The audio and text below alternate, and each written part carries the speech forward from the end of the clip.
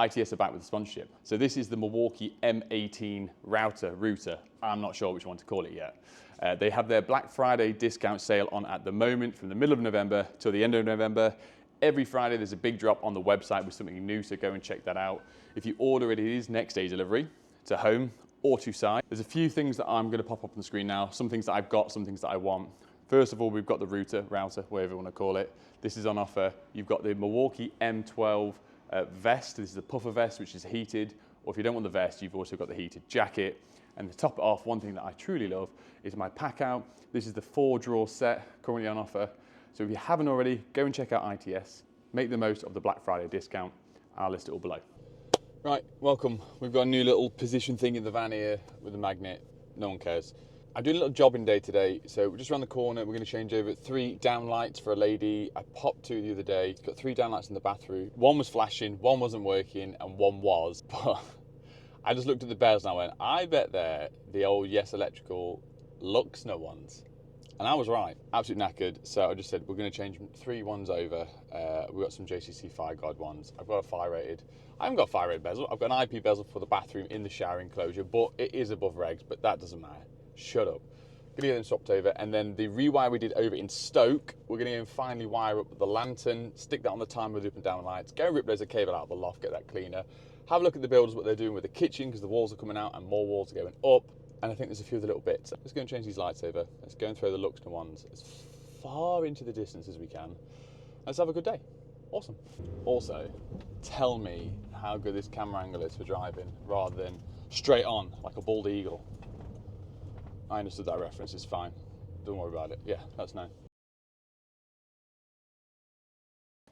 So, one thing I've purchased, which I think was about 12 quid for this camera, it sits into a dock, and the back of the dock has got like a folding bit with a magnet. So anything that's metal, that is magnetic, sits to. I'll put a picture on the screen now, but it just means as and when I'm working near the van, near any beading on any plasterwork, door frames, door latches, bathroom stuff, anything with metal, where I don't want to do a net cam, I want you guys to see my wonderful, beautiful face. I can now a little bit, so it was worth the investment, £12. Near Christmas, fine, don't tell the other half. 1, 2, 3.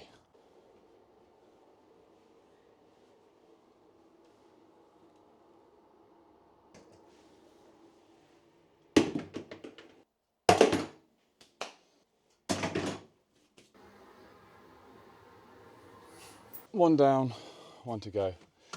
Luckily as well, finally got a haircut tonight. Get rid of this barnet. I look like Justin Bieber at the moment. 14-year-old Justin Bieber. That actually makes it worse, doesn't it? Right. If you can remember the 50-watt flood we put up there, that comes down to the PIR standalone over there.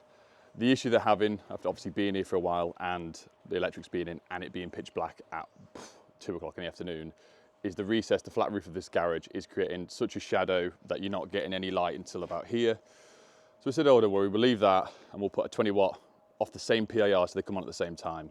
But because the customer wants soffit lights, so we're going to do 1, 2, 3, 4, 5 and all the different separate render bits, it makes sense that that one here disappears and we're going to stick it sort of on the soffit, even though it's getting to get changed, centre of the garage door here to free that up. I did say to them, it probably will blind you because it's lower and it's a bright light. But that means in a little bit we'll go up. We're not doing the soffits today because I didn't realise they were actually finished. I thought they were still half done, so I've not brought the lights with me. Because I did the heat shrink on everyone, so front flood, I was going to just pull it back from the ceiling where we know it comes out. But because that is all the way up there, it's fed through the joist, it's up through the soil stack, I'm going to pull it back, just put a Wago box on it. We've got another light feed upstairs. And because this cable, the new one, is just going to come from here really to there, we're just going to run a new one in. I'll change the heat shrink on this, put some Wagos on it, run a new feed in, puts the heat shrink back on it with a label printer, and do it that way, see how it works. And as for the soffit, I know I cut the cable down on the floodlight. It can be drilled through. We'll put a Wago box this side if the cable's long enough. So as and when they do the soffit, it'll be 3 Wagos to 1 snap, pull the light off, put the new soffit on, replace it that way. But first, let's do this front flood, 4th one across.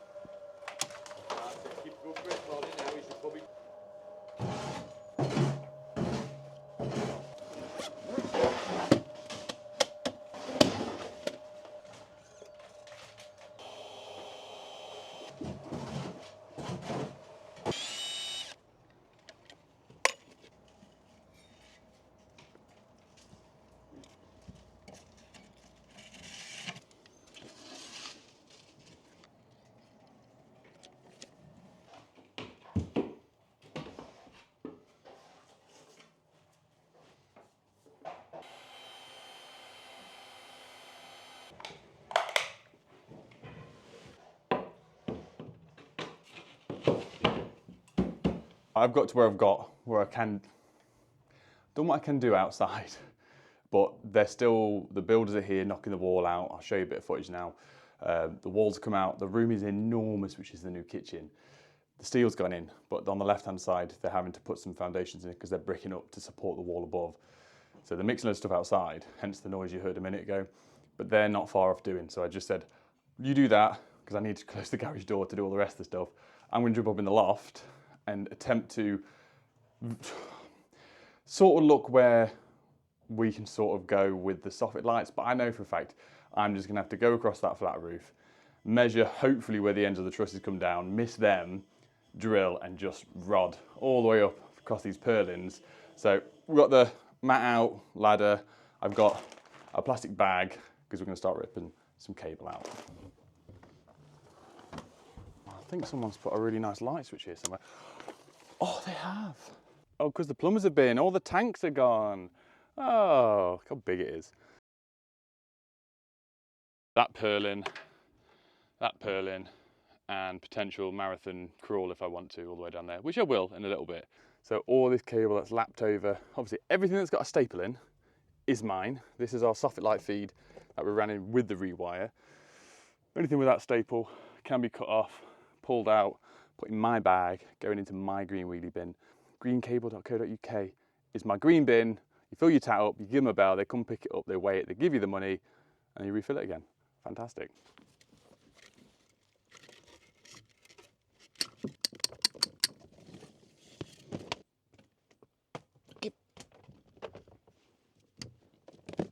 As much as I want to do the little edit cuts where I snip a million times on camera as I cut all this out, it takes me so long to do. So what I'm going to do is not. Last bit in the loft, I know, I'm at the far side. We've got our scrumdiddly-umptious cable everywhere. It's looking great. But this is the bit that I meant to show you off the rewire video of the upstairs lighting. This is the far side of the loft, all nicely hidden out of the way. You've got a mixture between sockets and lighting. Just make it make sense. I don't know. And then we had two cables, these two, that were flying through the top bit of the roof over there. Could I tell you where that leads to? Is there an outside light out there? Actually, there might be. Stuff from the loft, got some junction boxes, straight in the bin. This is the amount of cable that we've got, which is a considerable amount if you think it's just lighting, but there was sockets up here. Talking about my arse. We've got some copper, absolutely delicious. That's going in that bag. I'm going to bring this down for the customer. He might not see it, it might go straight in the scrap bin, not sure yet. So yeah, that's all clean, tidy now. Ready for them to sort all this out, really. Right, it's go time for the lantern behind you. I've probably set the camera up really badly. It's behind you. I need to test it first. It was working before I ripped everything out. It's never been tested by myself. It's never had an RCD on it. No, it didn't, because the other one, the RCD on the old board was just sockets. This is lighting. But I have noticed, looking at the glands, there's actually two cables. So one's glanded up there, I'll jump up there shortly, but then I pulled the other one out the top because it was just taped up. I thought, oh, where's that go? Just spoke to the customer, they have no idea. Like you say, they've only moved in here about 2 months ago now, and I've just found down here is a link. There's a tiny little bit over there, so I know that's linked to that, but there should be a feed. But unfortunately, the supply over here will only turn on when that's turned on, but it's just showing that there is power there, so they can always put some pillar lights up at some point once the lantern goes up. So that's pretty cool. Anyway, I'll run you up here. Just took out the huge lamp, bulb sort of going on the ground.